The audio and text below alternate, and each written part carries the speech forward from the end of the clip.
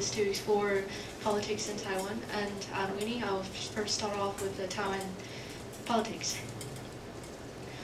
The politics of Taiwan takes place in a framework of a democratic republic, whereby the president is the head of the state, and the president of the executive yuan, aka premier, is head of the government.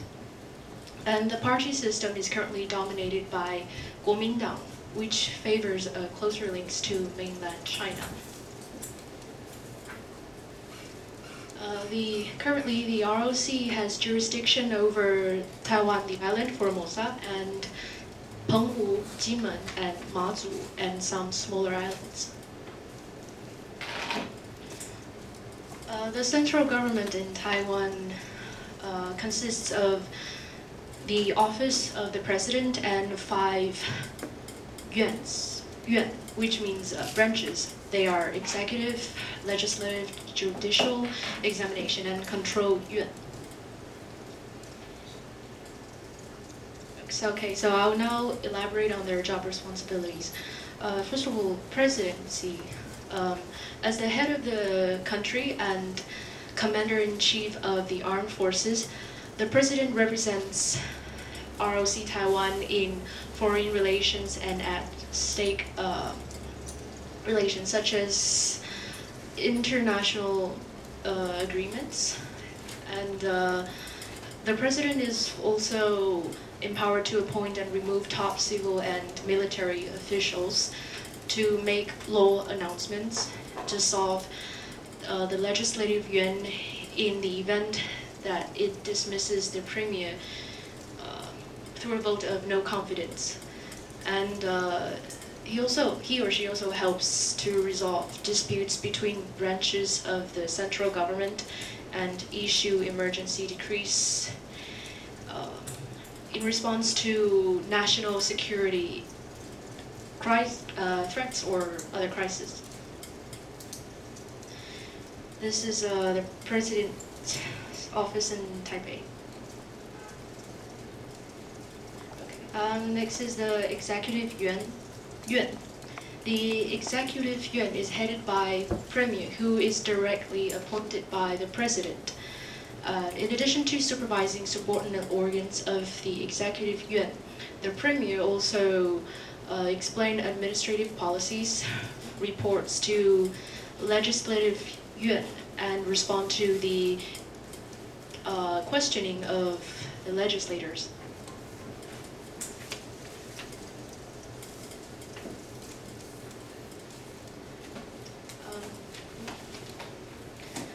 Then the legislative yuan.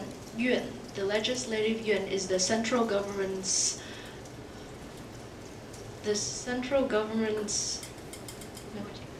main law-making body, and its functions and powers include hearing reports by government officials and questioning them on government policies and implementation.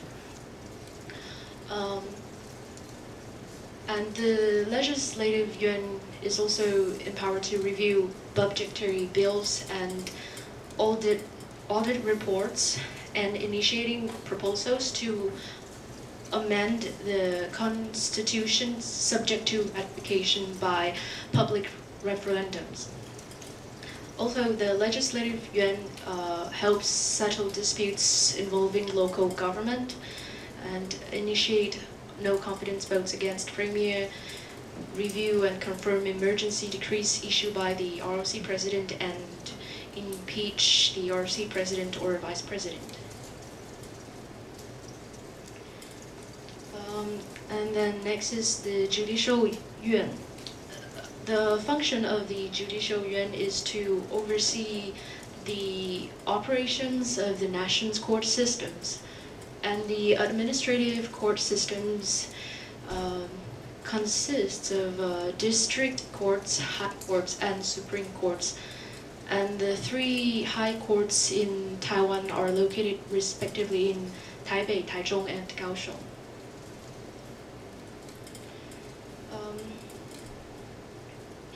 The examination yuan is the highest examination organ responsible for administering the nation's civil service system.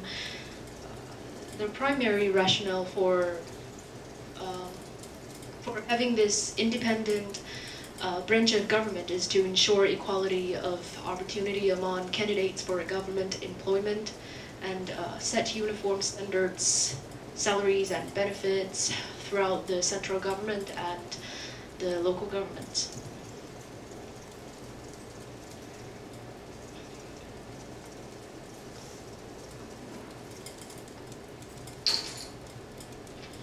The Control Yuan is an independent body comprised of 29 members and the National Audit Office, through which Control Yuan monitors the propriety of government organizations' expenditures.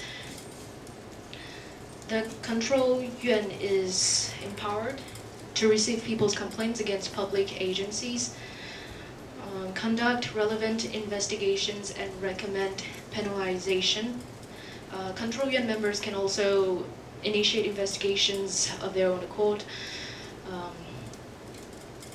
Depending on their findings, Control Yuan members may propose impeachment, censor, or corrective measures against public officials for maladministration, violation of law, or dereliction of duty.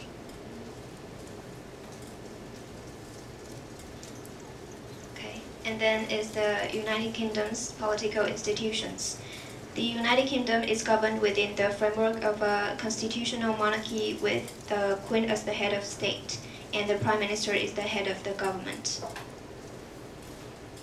And here are three main points I will mention later. The first one is Montesquieu's separation of powers, and then multi-party system, and then main parties. The United Kingdom follows Montesquieu's separation of powers in the legislative, executive, and judicial power. Executive power is exercised by the sovereign, Queen Elizabeth II, via Her Majesty's government on behalf of and by the consent of the monarch, as well as by the devolved governments of Scotland and Wales and the executive of Northern Ireland. Legislative power is vested in the two chambers of the Parliament of the United Kingdom, the House of Commons and the House of Lords, as well as in the Scottish Parliament and Welsh and Northern Ireland assemblies. The judiciary is independent of the executive and the legislature. The highest national court is the Supreme Court of the United Kingdom. And the UK political system is a multi-party system. Since the 1920s, the two largest political parties have been the Conservative Party and the Labour Party. Before the Labour Party rose in British politics, the Liberal Party was the other major political party along with the Conservatives. The UK Parliament is the supreme legislative body in the United Kingdom, and the government is drawn from and answerable to it. And the business of Parliament take place in two houses, the House of Commons and the House of Lords. Their work is similar, making laws and checking the work of government and debating current issues. The House of Commons is also responsible for granting money to the government through approving bills that raise taxes. Generally, the decisions made in one house have to be approved by the other. In this way, the two-chamber system acts as a check and balance for both houses. And this is the House of Commons. The Commons is publicly elected. The party with the largest number of members in the Commons forms the government. Members of Commons debate the big political issues of the day and proposals for new laws. It is one of the key places where government ministers like the Prime Minister and the Chancellor and the principal figures of the main political parties work. The Commons alone is responsible for making decisions on financial bills such as proposed new taxes, and the Lords can consider these bills but cannot block or amend them. and this is the House of Lords. The House of Lords is the second chamber of the UK Parliament. It is independent from and complements the work of the elected House of Commons. The Lords shares the task of making and shaping laws and checking and challenging the work of the government. And here are some main parties in UK. The first one is the Conservatives. And then this one is the Labour Party, and then the Liberal Democrats, and then this one is UK Independence Party, and then the Green Party of England and Wales.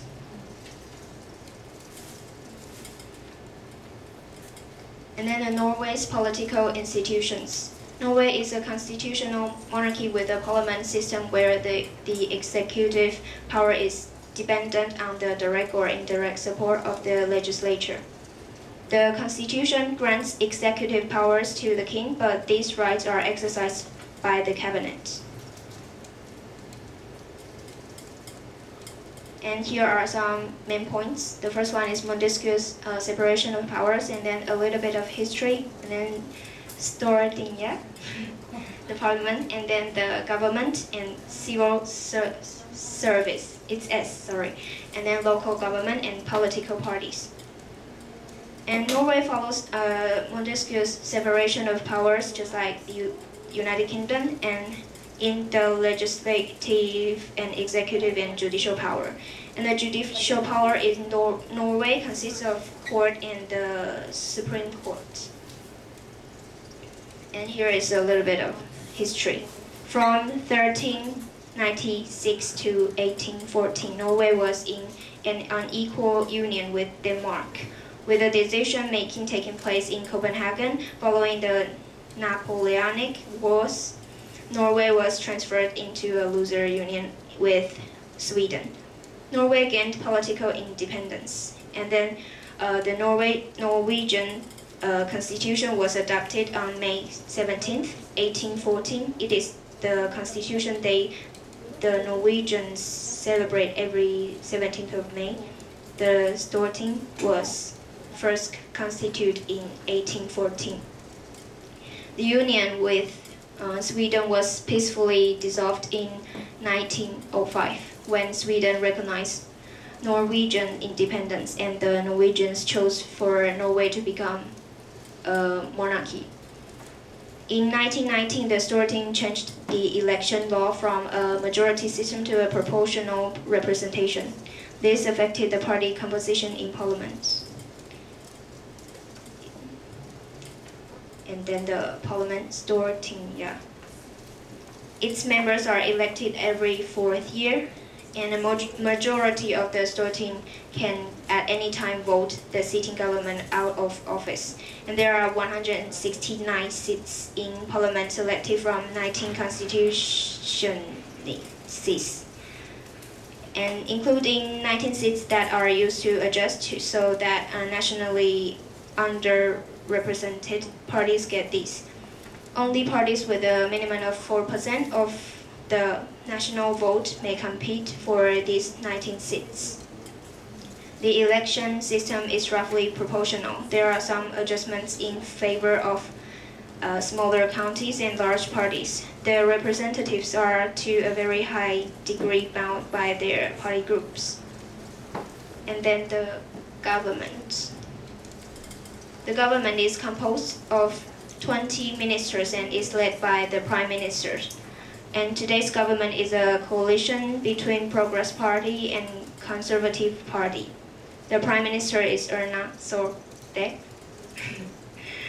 The government is head of the civil service and can appoint people to bureaucracy.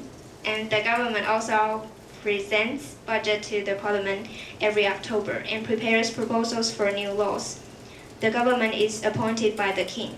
There are 3 ways for the government to leave office. The first one is defeat in election, and then parties leaving a government coalition. And the last one is a vote of no confidence by the parliament. And then the civil service. The different departments are the Secretariat of the ministers. Departmental work is organized around a moderate hierarchical structure with a minister at the top.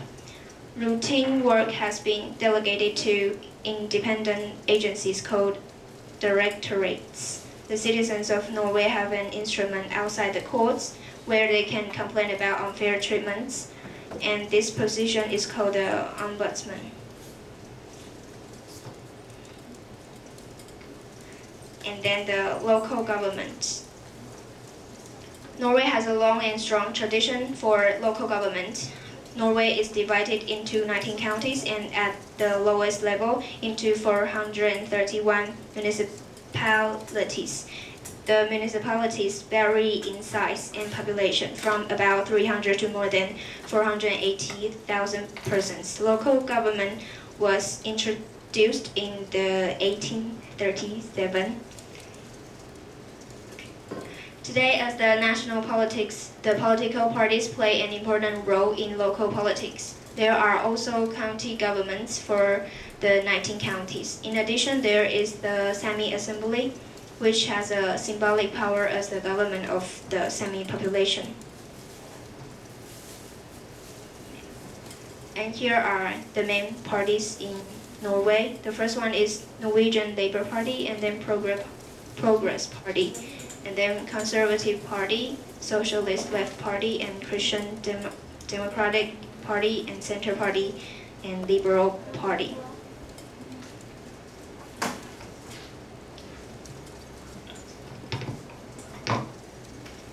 Okay, yeah, so this is going back to Taiwan, just the international students' view or British perspective on Taiwan politics. In my 4 months here in Taiwan, I've come to notice that national politics is one of the main topical issues in Taiwanese society.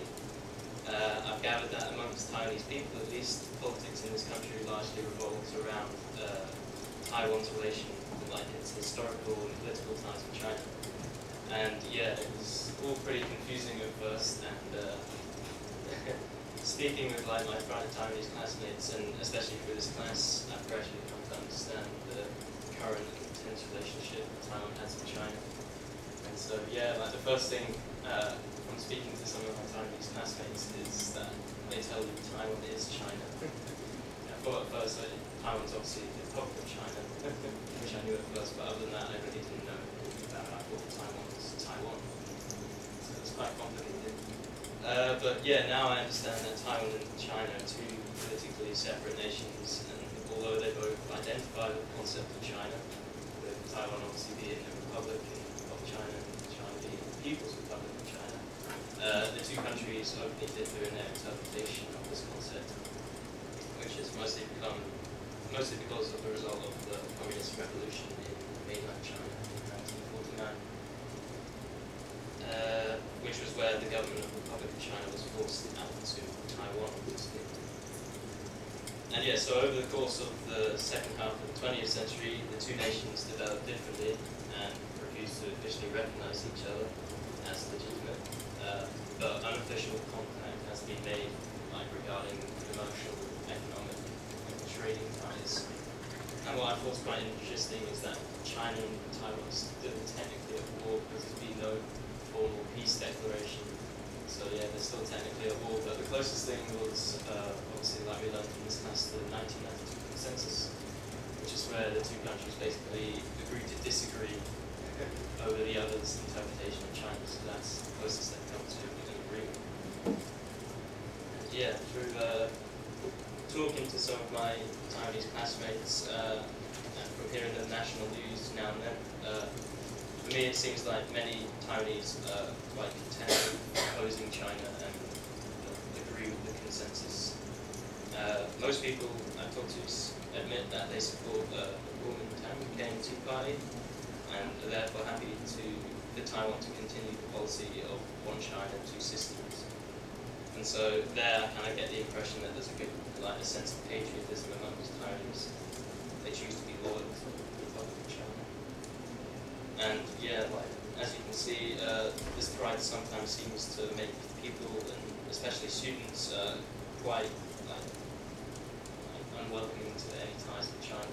Like the Sunflower Movement last year, which is quite well reported in the news, where students protested against a trade agreement with China that was passed by the Taiwanese government without popular backing. And yeah, the size and scale of this protest kind of really showed me that Taiwanese strongly oppose things to China, with many believing their intentions to be unforgiving and exploitative. And so yeah, although confusing and somewhat stalemated, for me as a British exchange student, Taiwanese politics is very interesting, I guess, very exciting at some points. And I find it quite good to draw parallels, similarities with my own country's political system, which Rebecca's just talked about. And so obviously, like Taiwan, we've got a national building, pretty famous, Big Ben and everything, which consists of the Houses of Parliament and the House of Lords. And yeah, like Taiwan and the KMT and the DPP. The UK have the main two parties, the Labour Party and the Conservatives. We just had an election, and the Conservatives at the moment have a majority in the House of Commons. Yeah, so obviously, like Taiwan, the main party at the moment is the KMT, and the DPP, the Democratic People's Party. They're a minority. Yeah, it's cool. And also, obviously there's structural similarities, but there's quite some parallels to be drawn between the issues in politics. Like, for instance, the whole dispute between Taiwan and China slightly reminds me of last year's referendum on Scottish independence in the UK, which is where Scotland kind of voted whether to leave the UK and become independent or not. And it was pretty close. I think it was 51% to 49% to stay with the UK.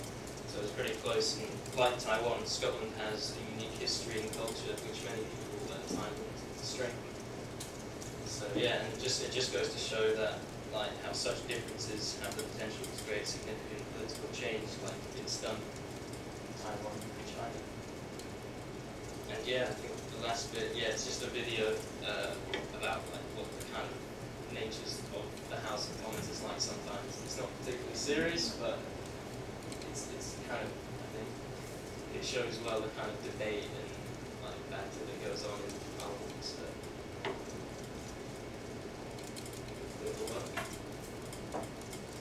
I hope you understand the joke. I'm not sure if it's clear. We've got a new hand gesture from the Shadow Trust. Yes. I would have thought after today's briefing in the papers, the hand gesture for the Shadow Chancellor should be bye-bye. You don't need it to be Christmas to know when you're sitting next to a turkey.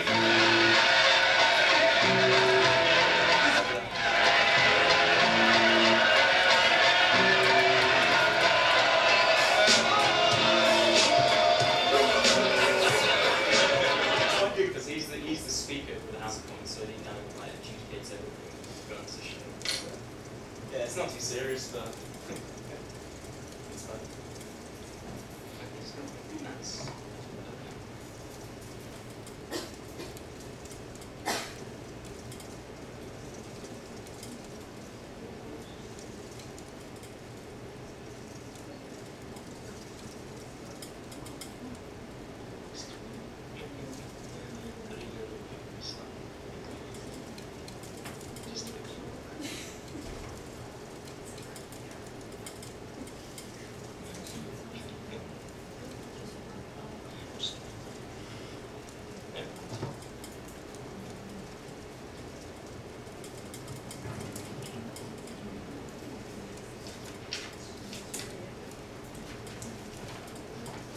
Yes, so I'm talking about my stay in Taiwan.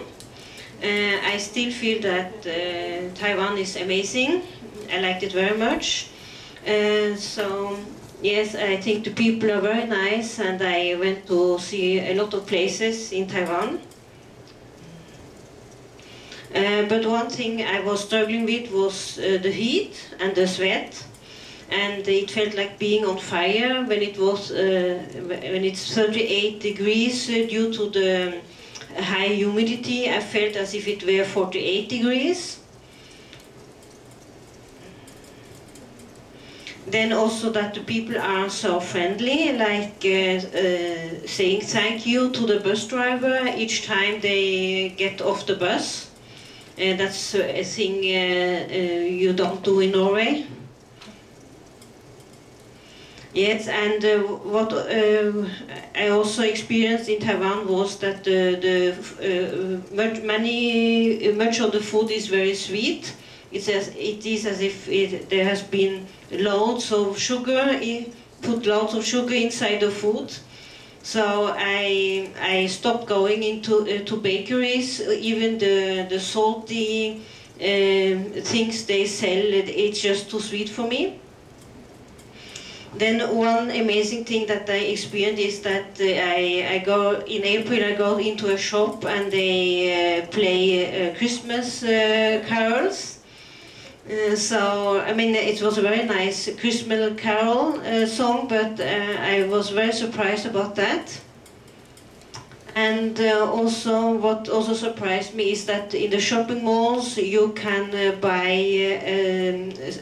smile trainers to get a nicer and more friendly smile. I have never seen that before. And on the street I saw a man doing belly dancing.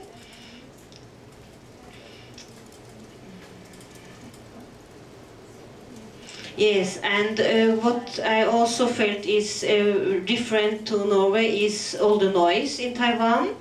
I tried to find a park which was quiet, as I know in Norway, and I failed. And also during the day and night there is a lot of firework, several times each week, and in Norway you only use firework for New Year and for the 17th of May, our Constitution Day, but not during the other times of the year. And even we have also this kind of, you know, the man controlling the traffic. What is? Yes, and in Norway he only has this sign with stop and this vest, but here they also have this whistle, so it's obviously also more noise in the streets. Yes, and in the parks they are dancing with loud music, they are even listening to the radio, and these things we don't do that in Norway in the parks. Yes, and what I very much liked was about the Spring Festival couplets, where the teacher told us we could write our own couplets, and I have written my own. So, long life, long love, and long laugh, good home, good health, and good money. Yes, and then I liked my everyday fun that you have in Taiwan. I have already written a small collection of things that I noticed in the streets and on the bus or on MRT. The people they wear T-shirts with funny things written on it, and also the businesses, the firms have funny names like. A hairdresser with the name Magic Hair, or a tea shop with the name Tea Elf. These creative shop names, we don't use that in Norway. Yes, and also the T-shirt, for instance, follow me on a T-shirt. Well, when I first saw it, I thought, how do they dare to do it? Because some people can understand it literally and really follow you and harass you. And so that's why I have this with the follow me, the woman going in front and the man following her, or also to harass and follow online. And also the T-shirt with the writing on it, come here, I need to kiss you. I mean, also that's something you would never see in Norway. And I also immediately thought, well, I don't think you, if you go with this T-shirt, that you want everybody to come and kiss you. So that's why I have these pictures here. Yeah, so I think it was a wonderful stay in Taiwan, and it's still my favorite country in Asia. Thank you.